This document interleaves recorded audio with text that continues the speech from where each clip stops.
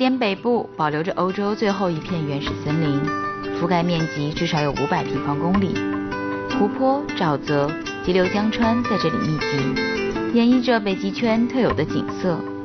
这里是木杜斯国家公园，通常只会看到公园护林队员在这里出现。Here in the park we have trees that are more than 700 years old. This forest has a real primeval character of old and new trees, of dead and living wood. 随着世界旅游业的多元化发展，这片在北极圈内白雪皑皑的原始森林也逐渐成为极限旅游的目的地之一。今天就有5位游客在驯鹿的引领下逛遍了整个木杜斯公园。来到这里，游客的目的只是想体验公园冬天的荒野景象。夜晚，他们就在这千里冰封的林海雪原中过夜。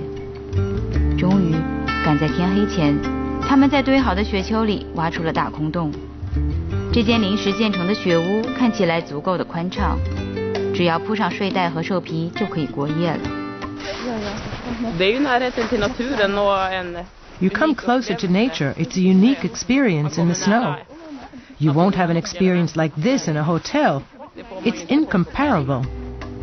远离人类居住区的木杜斯公园似乎放缓了游客们的生物时钟，就连往日野性彰显的驯鹿也特意为了这些远方来客而放慢了脚步。